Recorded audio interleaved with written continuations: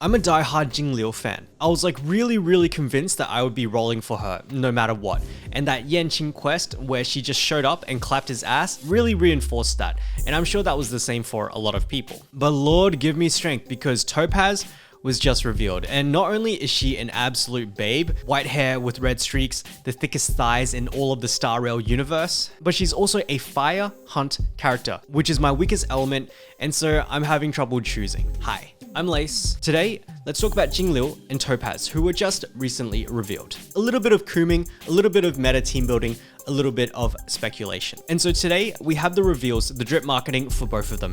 And from past reveals, it does seem like Jingliu is going to be first and then Topaz will come after that. And so let's start off with the Jingliu because she was revealed first. Massive fan. Definitely in my top 3 of like favorite characters in Star Rail altogether. If I was a low spender / free to play, she gets all of my gemmies. Blade, Lorcha, Meta Bros, I would never have them, but my team would always have a spot for this beautiful ice cold queen. However, let's start talking a little bit more about team building meta / should you pull with just the information that we know today. And so as it turns out, Jingliu is an ice type and destruction path character. And what that does mean is that if you do have a Yanqing, so this boy over here, then there is opportunity to actually save your gemmies and roll for somebody else. Because both Yanqing and Jingliu occupy the primary DPS / hyper carry slots. However, there is an argument to pull for the Jingliu because as you can see, the Yanqing is a B on 3+ targets, and your Jingliu, if it turns out that your girl is indeed AoE, kind of like your Blade, kind of like your physical Trailblazer, then there is a little bit more of a case. However, I would say that this is slightly different from the Jingyuan versus Kafka, simply because these two are actually both AoE. You can see 3+ targets, S and S+.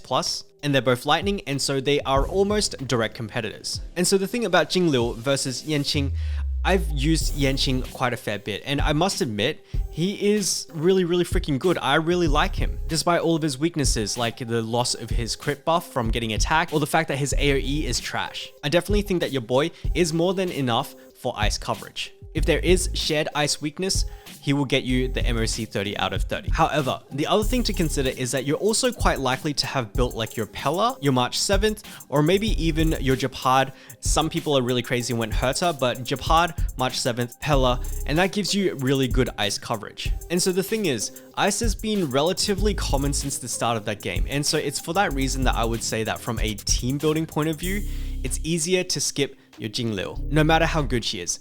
Now, if she was more like a Silver Wolf Bronya utility type unit, then I would be saying something different, but she is through and through, well, what I think anyway, a DPS. However, let me just put it out there though, if I had Japad, if I had March 7th and Pella all built up, and I had the Yanqing over here, I would still be rolling for the Jingliu, because like, F that shit, man. I don't care. All right, and so next up, we've got the reveal of Topaz and Numby. But before we go there, I do have a quick word from the sponsor of this video. Omniheroes is a new heroic fantasy casual strategy RPG, aka a fantasy idol game, where you take on the role of an Omni Guardian to lead a team of heroes and Valkyries to fight demons and save the world. Whether you're a casual player or someone that's a little bit more hardcore, Omniheroes offers game modes to cater to the way that you want to play. There is a main story PvE, but if you are feeling competitive, there is also the PvP arena battle. The quality of life features are pretty insane, with one-tap upgrades for pretty much everything, like leveling your heroes, equipping the best gear, enhancing it all at once, quick deploy, and even a skip button. And best of all, the game uses an idle system where your characters will be farming resources for you even when you're away.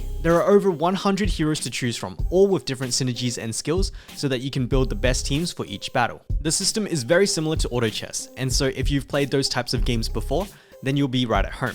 Of the 100 heroes that are in the game, you're actually able to interact with 7 of them, known as the Valkyries. By rescuing these Valkyries, you can heal them, nurse them back to health, and interact with them to build a relationship and eventually unlocking a whole bunch of skins and their story. Right now, there are a bunch of launch campaigns going on, with the Newcomer Trials, the Goddess Trials, lots of login events, and most importantly, the 777 Valkyries Bestowal. In the Valkyries Bestowal, you're able to claim up to 777 free pulls to secure a minimum of 5 legendary heroes. On top of that, because we were able to hit 1 million pre-registrations, everyone is guaranteed the legendary hero Dorabella for free. And so if you are interested in the game and wanted to give it a shot, then head on down into the description or the pinned comment below to get started. Thank you again to Omniheroes for sponsoring this video, and with that, let's get back to it. Okay, Topaz.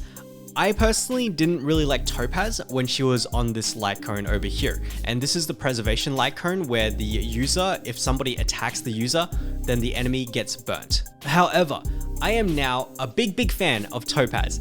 I'm just freaking weak for the white-haired girls with a little bit of extra color like the red streaks you see over here. But overall, I think it really has to do with the pose, right? Like this reveal pose is a lot nicer than the one in the light cone here. However, enough of my grooming, let's talk a little bit more about the team building, the meta aspect. So the thing about Topaz is that it's almost like Jingliu but in reverse, because currently we have Himiko for fire. And she's kind of like our premier fire AoE DPS. Now, for single target fire, we actually do have Pitch Dark Hook the Great. And for those of you who have not had the pleasure of using Hook, she actually dishes out a crap ton of single target damage. And so if you actually have already built Hook, and because she is single target, and assuming because Fire Hunt typically, traditionally focuses on single target, then Topaz, by pure speculation, could be a lower priority as well. On top of that, within our existing characters, we've got Asta, who is quite a popular support, and a lot of people actually kit her out in almost full DPS gear. I'm talking like crit rate and crit damage. And so given that she has extraordinary break as well on her E skill, the fire element actually has pretty good coverage as well. However, there is one thing I haven't talked about, and it's the fact that it's not Topaz, it's Topaz and Numby. So, there's got to be a reason that there is so much emphasis on this Warp Trotter over here. It actually even looks quite different from the normal ones. And so my guess is that it's actually a summon or a partner. Now, where have we seen this before?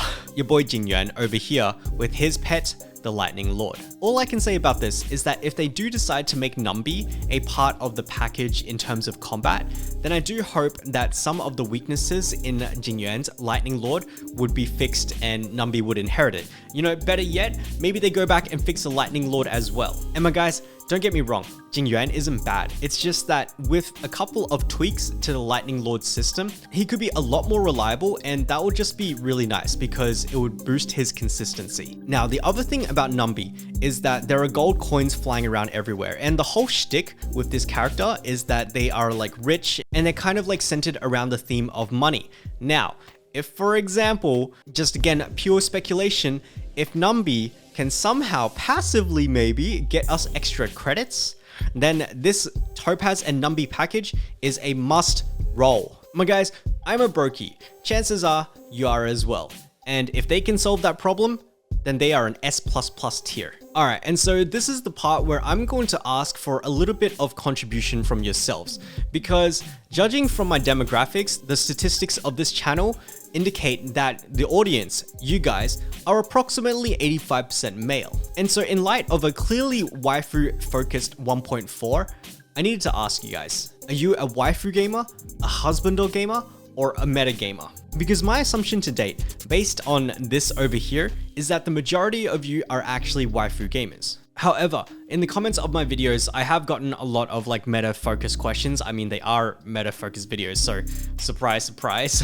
But regardless, let us know down below. I will leave like a couple of comments. It's going to be like vote here for if you're a waifu lover or whatever. And of course, our lady friends and everybody in between, please feel free to join as well. This male statistic thing just helped me like form that assumption of waifu lovers. And the reason that I wanted to ask this question is because statistically speaking, waifus actually do get more rolls. Because whilst there were a lot of people who rolled for the launcher as well as the blade, when we start comparing it against like the ladies, so your Zilla, I mean, that one can't really be compared to because that's spiked up by all of the launch players who probably aren't still around, but your Silver Wolf at almost 11 million, and then your Kafka at 5.4 million almost versus 5.7 from Blade. Kafka actually still has 2 weeks left, and so I do predict that she is going to overtake your Bladey. So yeah, my guys, vote in the comments down below. But on top of that, let me know if you're going to be going for the Jingliu or the Topaz and Numby, or both of them. For me personally,